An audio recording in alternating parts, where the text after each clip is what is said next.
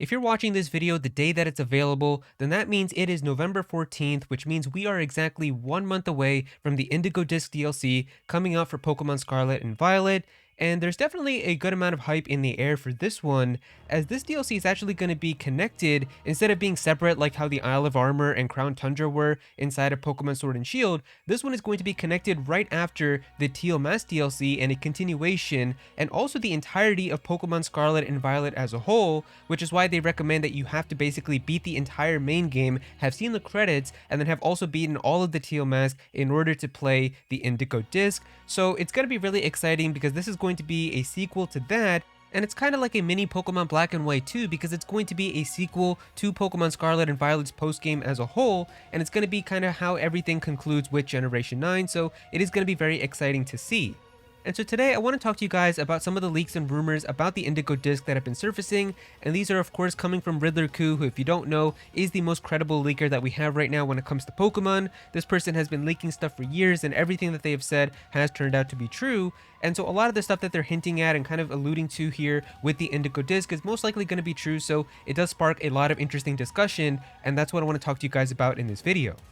Alright, so the first thing that we have here from Riddler Khu is this tweet right here where it says, "The Involution King of Blueberry, his sibling even tells you to hide from him." And of course this is a picture of Kieran, which if you played the Teal Mask DLC, you know at the very end, it ends with Kieran basically saying that he needs to become much stronger, and he's trying to be much stronger than you, and that's basically what he's going to try to do, I'm assuming, inside of the Indigo Disk. But obviously now here, if it's saying here that his sibling even tells you to hide from him, obviously Kieran's sibling is his sister Carmine, so if you're telling me that even Carmine is going to tell us to hide from Kieran inside of the Indigo Disk DLC, that really makes me wonder what exactly Kieran is going to turn into. Now, I don't know exactly what he means here by Involution King, and obviously if you don't know, Riddler Khu's native language is not English, so we don't know exactly like how these translations work, and somebody even said that here in the comments, like involution, I don't understand, and then he replied with some Chinese term, I'm pretty sure, and then the translation for that which we got here is that it says here, this term refers to a culture or situation where people are excessively competitive,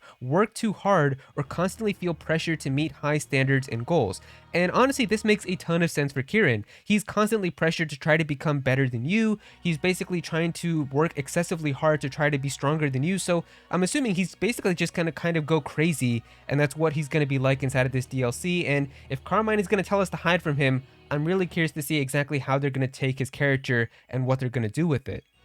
Now this next thing here is actually what made me the most excited, where we've got this picture right here of Geeta and her signature Pokemon Glimmora, and then we've got Riddler Khu saying here, "Wow, who's the artist? Do you think that similar things would happen in the second DLC?" And so of course this is not official artwork or anything, it's not official concept art or anything like that, but it's some fan art of like an interesting theory or concept that somebody had, and this is amazing art, so I will have it linked below in the description. I'll also put it up on screen for you guys right now if you want to go and give this tweet a like. But yeah, basically it talks about like this interesting concept of what if like this character Geeta was experimented on kind of as a kid, where you can see right here she's got kind of like a little label or a tag here as if she's like part of a science experiment, and that they did something here with this Pokemon Glimmora and maybe like fusing her as like a kid or something, or I don't know, it's just like a really interesting concept. And I don't think that Riddler Khu is trying to imply that anything like this is going to happen inside of the DLC. But even the fact that he's bringing this up makes me very excited, because I do want them to do something with the character Geeta inside of the Indigo Disk.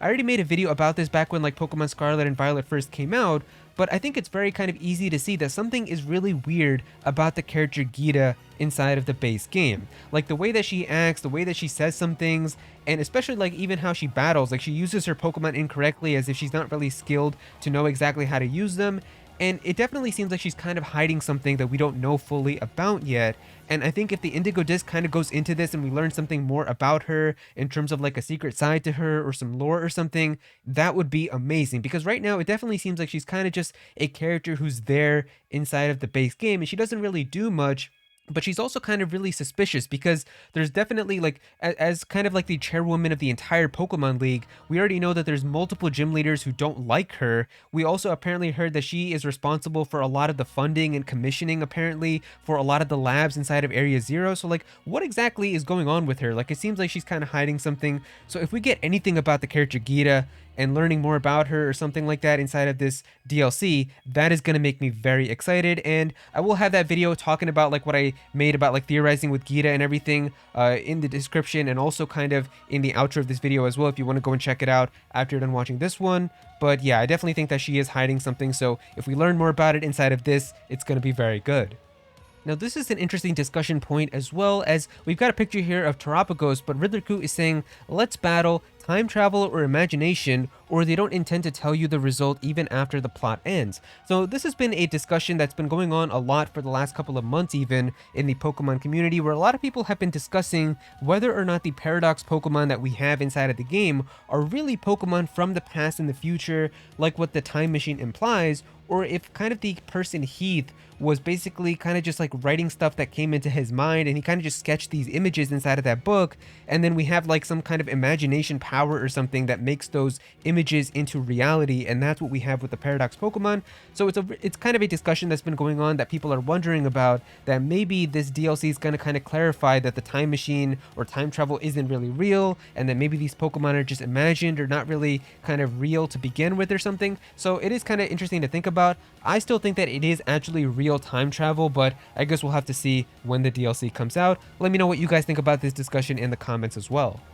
Now, it looks like we have some information about what Terapagos' ability is going to be like too, where we've got the picture right here, and then Riddler Khu is saying its ability is defensive. So we don't know if this means that there's going to be like a whole brand new ability that we've never heard about before, or if it's just going to be like a common defensive ability that we already have right now. I do hope that for a Pokemon like this, which seems like it's going to be a very special Pokemon and responsible for basically the entire terrestrializing phenomenon, I hope that it does have like a brand new creative defensive ability. That would be awesome, but of course, just common defensive abilities that come to mind, like the one that like really comes to my mind looking at a design like this is of course shell armor, because it seems like it has like this really big protective shell around it, and that would protect it from critical hits, which is what that ability does. So I hope it's not something like that, and I hope it is like a brand new creative defensive ability.